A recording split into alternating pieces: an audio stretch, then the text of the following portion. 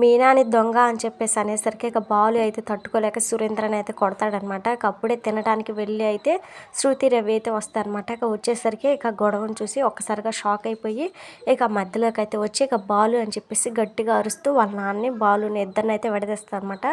ఇక బాలు అయితే ఆగిపోతాడు. ఇక శృతి అయితే కోపంగా హౌ డేర్ యూ, మా నాన్న మీద చేయి చేసుకుంటావా అని చెప్పేసి అంటదనమాట.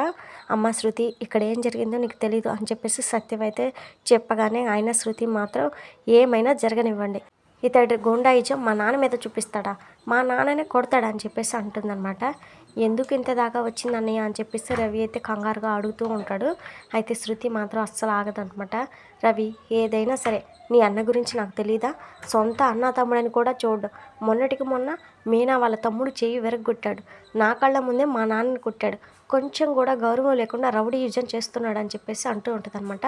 ఇక అప్పుడు దాకా సైలెంట్గా ఉన్న ప్రభావతి అయితే, ఇందుకేనండి ఈ దరిద్రుడిని ఫంక్షన్కి రావద్దని ముందే చెప్పాను, అంతా కలిసి నా నోరు ముయించారు, ఇప్పుడేమైంది చూడండి, ఈ రౌడీ వల్ల ఎంత పెద్ద గొడవ జరిగింది, ఎక్కడికి వెళ్ళినా ఏదో ఒక తద్దినం తెచ్చి పెడతాడు అని చెప్పేసి అంటదనమాట.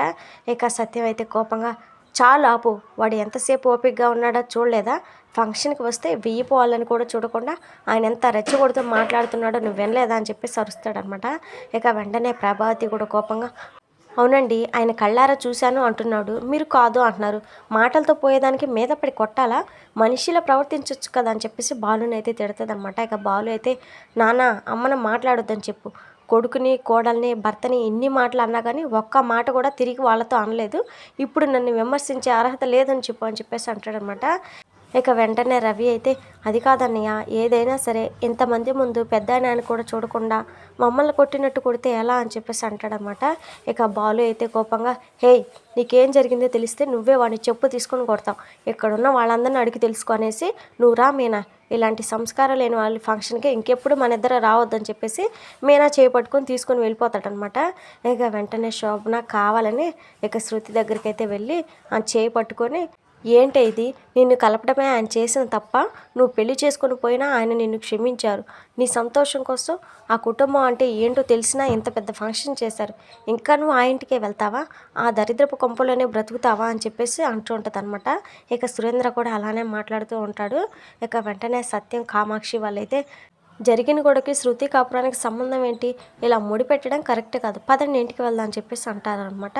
కానీ శోభన మాత్రం శృతితో కావాలని, చూడు శృతి, మీ నాన్నను కొట్టిన వాడి ఇంటికి నువ్వు వెళ్తావా, ఇదేనా నువ్వు మీ నాన్నకి ఇచ్చే గౌరవం, నువ్వు ఆ ఇంటికి వెళ్తే ఇంకా అలసైపోతావు అని చెప్పేసి అంటదనమాట. ఇక వెంటనే ప్రభావతి అయితే ఏడుస్తూ, అమ్మ శృతి, బాలుగాడి గురించి నీకు తెలిసిందే కదా, ఇంటికి వెళ్ళాక వాడిని నేను మందలిస్తాను, పదం మా ఇంటికి వెళ్దాం అని చెప్పేసి అని, రే రవి శృతిని తీసుకొని రారా అని చెప్పేసి అంటదనమాట.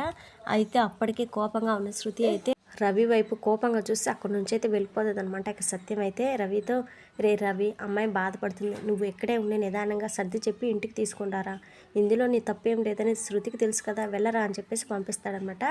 ఇక శోభన సురేంద్రలు అయితే వాళ్ళ ప్లాన్ సక్సెస్ అయినందుకు నవ్వుకుంటూ ఉంటారు. ఇక రోహిణి అయితే విద్యతో, మీనా దొంగతనం చేయడం ఏంటే, వీళ్ళు ఏదో కుట్ర చేసి ఉంటారని చెప్పేసి అంటూ ఉంటుంది అనమాట. నిజమే, కానీ ఇంత పెద్ద గొడవ జరగడం మనకు కలిసి వచ్చిందని అని చెప్పేసి విద్య అయితే అంటూ ఉంటుంది. అవును అని చెప్పేసి రోహిణి అయితే హ్యాపీగా ఫీల్ అవుతూ ఉంటుంది అనమాట. ఇక అందరూ ఫంక్షన్ అయిపోయాక వెళ్ళి చీరలు మార్చుకొని రిలాక్స్ అవుతారు. ప్రభావతి మాత్రం హాల్లోనే కూర్చో ఉంటుంది అనమాట. ఇక బాలు మీనా ఇంటికి వచ్చి పైకి వెళ్ళబోతూ ఉండగానే, ఆగండి ఎక్కడికి వెళ్తున్నారని చెప్పేసి అంటదనమాట. ఇక బాలు అయితే ఆగి, నా ఇంట్లోకి నేను వెళ్తున్నాను, తప్పేంటి అని చెప్పేసి అంటాడనమాట. ఇక వెంటనే ప్రభావతి కోపంగా, ఇది నీ ఇల్లని ఎవరు చెప్పారు, నిన్ను నేను ఎప్పటికీ క్షమించనని చెప్పేసి అంటదనమాట. ఇక సత్యం, మనోజ్, రోహిణి అందరూ అయితే అక్కడే ఉంటారు. ఇక ప్రభావతి మాటలకైతే ఇక బాలు అయితే, నేను నిన్ను ప్రతిసారి క్షమిస్తూనే ఉన్నానని చెప్పేసి అంటాడనమాట. నువ్వు ఇంట్లో ఉండడానికి వీల్లేదని చెప్పేసి ప్రభావతి అయితే అంటది. ఇక సత్యం అయితే గొడవ ఆపకుండా సైలెంట్గా చూస్తూ ఉంటాడనమాట. ఇక మనోజ్ అయితే సూపర్, మంచి పని అని చెప్పేసి ఇక హ్యాపీగా చూస్తూ ఉంటాడు. అసలు ఆయన బయటికి ఎందుకు వెళ్ళమంటున్నారు అత్తయ్య అని చెప్పేసి మీనా అయితే అంటదనమాట. ఇక ప్రభావతి అయితే కోపంగా, మీరు చేసిన గొడవ వల్లే నా కొడుకు కోళ్ళు నా ఇంట్లోంచి బయటికి వెళ్ళిపోయారు, మర్యాదగా మీరు ఇంట్లోంచి వెళ్ళిపోండి, ఇవాళ అటో ఇటో తేలిపోవస్తుందని చెప్పేసి అక్కడే కుర్చీ వేసుకొని కూర్చుంటుందన్నమాట. బాలు మీనా అయితే లగేజ్ తీసుకుని కిందకైతే దిగుతుంటారనమాట. ఇక సత్యం మరి బాలుని ఆపుతాడా లేకపోతే అలాగే ఉండిపోతాడా ఏంటి అనేది చూడాలి.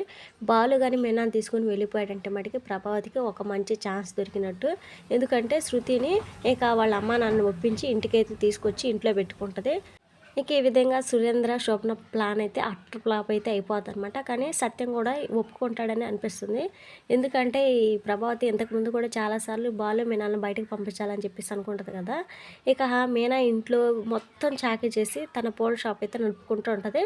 కానీ మీనానే ఎప్పుడు ప్రభావతి తిడుతూ ఉంటుందన్నమాట. ఈ విధంగా ఇల్లు బయటికన్నా వెళ్ళిపోతే మీనా బాలు వాల్యూ తెలుసుకుంటుందేమో ప్రభావతి అని చెప్పేసి సత్యం అయితే సైలెంట్గా ఉంటాడేమో అనిపిస్తుంది. అలానే జరిగితే బాగుండు.